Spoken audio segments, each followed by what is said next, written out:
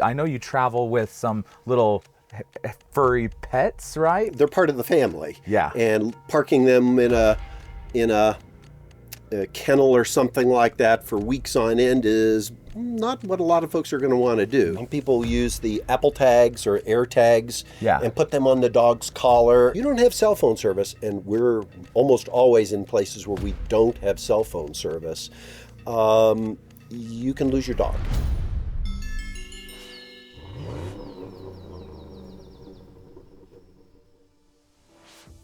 Hey everyone, Shane here with ROA Off-Road or RVs of America. We're down in southern Utah at the Romer Rally, Romer Camp Out this year. We do this every single year. And I'm with, you want to introduce yourself and tell us what trailer you have? Yeah, my name is Rich Neiser. I am owner of a Pause 16.4, and we got that in February, and we are just excited to be here. This is a great group of people. ROA is a great company to work with. We really like the people, like the product. It's been super fun, and look forward to talking to you today. I know you travel with some little furry pets, right? What are these guys? You want to introduce? Yeah, we've got you've been hearing her bark in the background. I've got Mia, the little gal. She's 12. And then we have Rowan, the 1-year-old, who's very high energy. You'll see him fly through the picture occasionally. But I suspect a lot of folks are interested in taking their dogs out expeditioning, and we've put some thought into it, and we've learned a few things along the way. And if you're interested, I'd be happy to share some of the things that we have developed and thought about in working with our pets. I love that idea. And I would say, how many people here at the Romer Rally, what's the percentage of dog owners, do you think? At least half, right? At least. Half. I was going to say 70 or 70%, more than half. So yeah, lots of dogs here. So I think most people that go camping or adventure, they have a dog and they want to bring that pet along. Right. They're part of the family. Yeah. And parking them in a kennel or something like that for weeks on end is not what a lot of folks are going to want to do. So I don't know. We've been camping with dogs for over 30 years. I wouldn't say we've perfected it, but we've learned a few things along the way, of some things that work and some things that definitely don't work. I want to hear more about this gear that you have on your table. You said this is for the dogs. Yes. Tell us what you got. And then also we want to know what it's like traveling with dogs in the truck, in the camper. Sure. How does that all work? Yeah, you bet. Yeah, I mean, they're good buddies, right? And so they enjoy it as much as we do. Yeah. And as probably some of you've noticed Rowan running around here, our 1-year-old. I think he's having the time of his life out here. Oh, he's cute. Yep. He's just tons of fun. We couldn't be happier that we brought him along, and he's learning to go in slot canyons, which he'd never seen before, and so forth. So how awesome, right? He's getting that experience too, right? What's the name of your 12-year-old? That's Mia. Mia. She was over there begging for food. I was eating breakfast. Yeah, okay. And she comes over. Give me some food. She's nice that would too. be Mia. Yeah. But so what I have here that we took was, you can get a lot of tracking collars for dogs. So, for example, some people use the Apple tags or air tags and put them on the dog's collar, and that works great where you have cell phone service. Yes. But if you don't have cell phone service, and we're almost always in places where we don't have cell phone service, you can lose your dog. Okay. And so we don't want that to happen. And so what the product that we ended up settling in on was from Garmin, and this is their Alpha 300i, and this is used for hunting dogs. Of course, we're not using this for hunting dogs, but this will actually track up to like 20 dogs at a time. And if you're going out with your dogs on a hunt, this is a way to track them all, as well as give them guidance out there, see whether they've treed a prey that they're going after or whatever. But for us, this is really about making sure we don't lose our pet. Yeah. Our family friend. And so what ends up happening is this collar is a tracking collar, and it goes on the dog. You turn it on, and what ends up happening is this small orange box here is a GPS receiver, And this down here is a battery combined with an RF transmitter, radio frequency transmitter. And this is the main antenna, and this curls around the dog's neck. You can imagine the dog's head inside there like this, and this just curls over top of their head. And this talks to the GPS satellite, and then this antenna, this whip antenna, talks on the Garmin to this whip antenna here.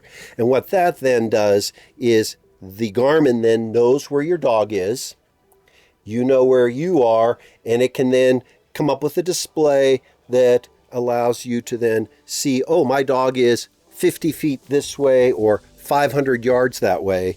The beautiful thing about this antenna, this solution does not depend on cell phones, and it has a range measured in miles. So you can be up to, depending on how flat the terrain is, you can be up to 5 miles away or so and still find your dog. Oh, wow. Which for us is worth its weight in gold. Yeah, that's very cool. Now, especially when you got a young guy. Right, especially when you have a young, energetic guy like this that wants to go zooming around. Yeah. But the other thing that I wanted to mention, I said safety earlier, and the Starlink.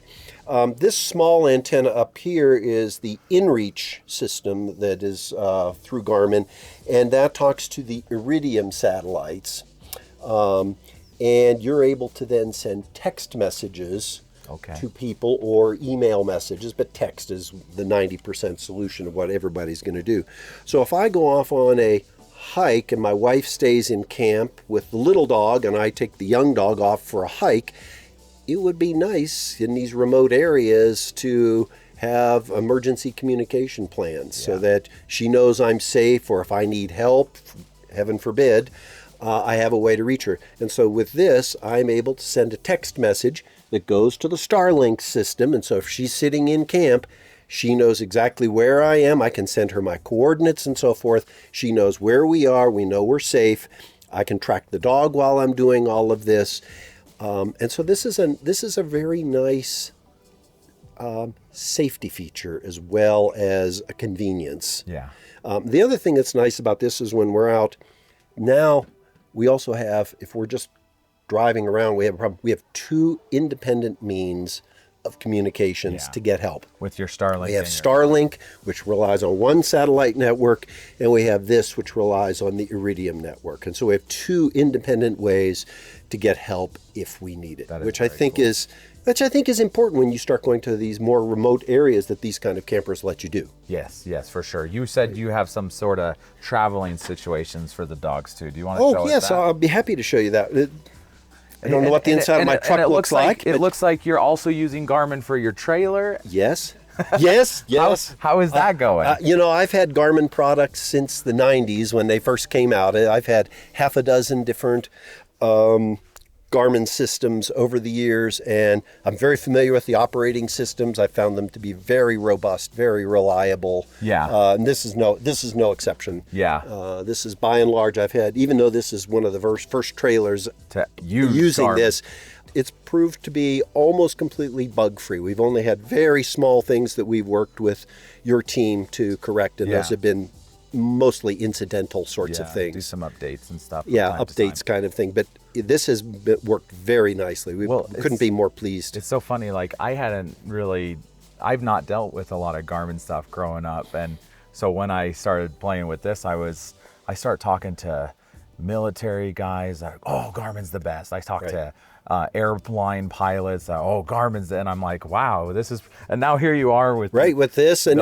boaters and stuff like you.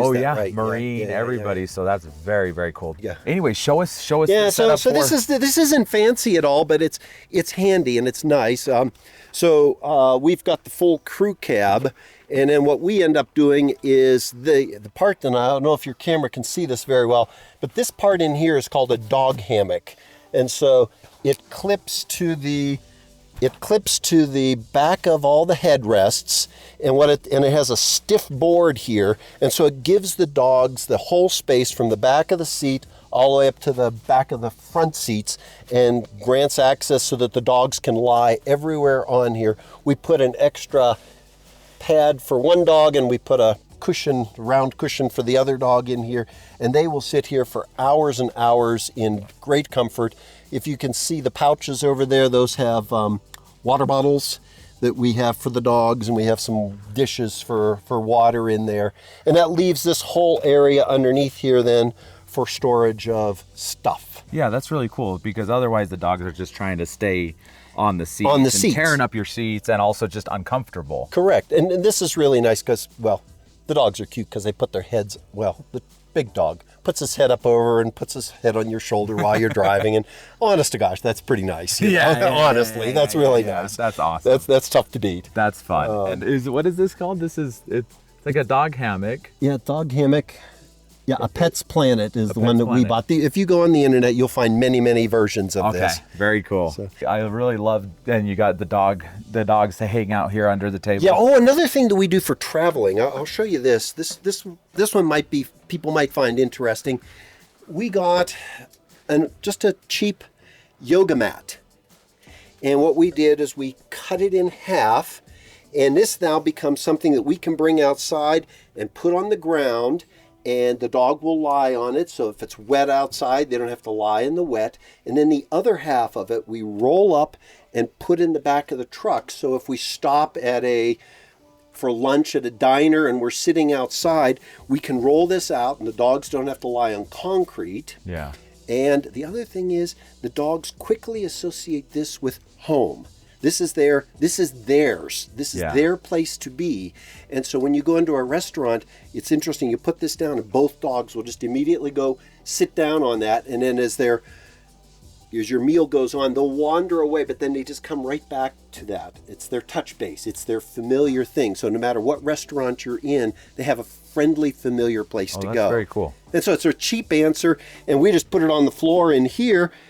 And at night, the dogs just lie on it. They're very comfortable, and they're not sitting on the linoleum. Okay, So that's very cool. It's another one of those small quality of life improvements that makes a difference. I really appreciate you, and I mean, honestly, there is no community if people like you don't show up, Sure. right? So to me, ultimately, it's all about the customers, the roamers, the people that come in and participate. So we're nothing without you guys. So It's a team. It's a team. It Yeah. really So is. I'm grateful for you, and I really appreciate you taking the time to give us a tour and show us around and give us some feedback. So My pleasure. thank you so much. All right. Okay. See you guys soon. Thank you for watching, and make some comments if you have any questions. Maybe you can jump on the YouTube chat later when it comes out. You can answer questions, or I will be there to answer questions. But thanks for watching, and have a wonderful day. Thank you.